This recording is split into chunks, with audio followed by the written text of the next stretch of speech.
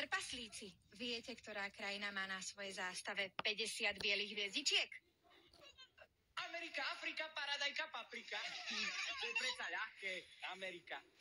Správne, Chichot, ale ak by si chcel byť presnejší, sleduj môj kvíz aj ďalej a dozvieš sa viac. Amerika je obrovský svetadiel, ktorý leží takmer na 1/3 zemegule. Je to spoločné označenie pre Severnú Ameriku a Južnú Ameriku, ktoré sú spojené úzkým pruhom Zeme. Ten sa nazýva Stredná Amerika. Takže správna odpoveď mala znieť, že táto zástava patrí Spojeným štátom americkým.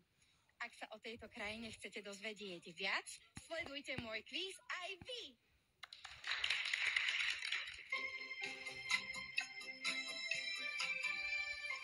Dnes budú súťažiť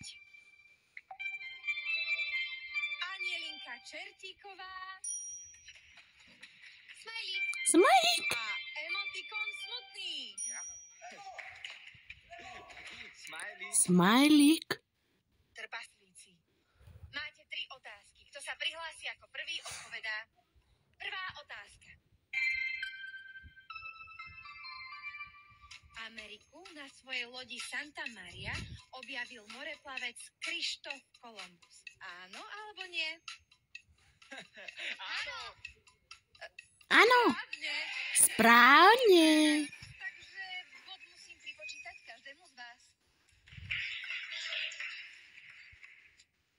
Ameriku naozaj objavil Krištof Kolumbus. Bolo to v roku 1492, ale pomenovaná je po moreplavcovi Amerigovi Vespučím, ktorý objavil pobrežie Južnej Ameriky o pár rokov neskôr.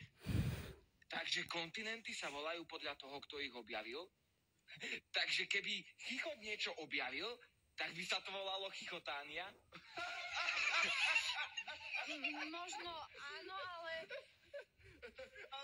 Alebo Svetá Dobrikánia? trpaslíci, dosmejte sa, sústreďte sa. Druhá otázka. Pôvodnými americkými obyvateľmi boli indiáni. Áno alebo nie? Áno. Áno. Správne, Emo. Správne, Emo. Ako indiánsky náčelník Emo. rýchly šíp. Ale to bolo ľahké. Oh. Indiánov pozná predsa každý. Anielinka, možno budeš rýchlejšia pri tretej otázke. Vysokánske budovy, ktoré sa začali stavať v Amerike, sa volali drapomraky. Áno alebo nie? Áno. Nesprávne, Anielinka. To bol chytá. Áno. Tieto vysokánske budovy Nesprávne, sa Alinka. Rakodrapy. medzi prvé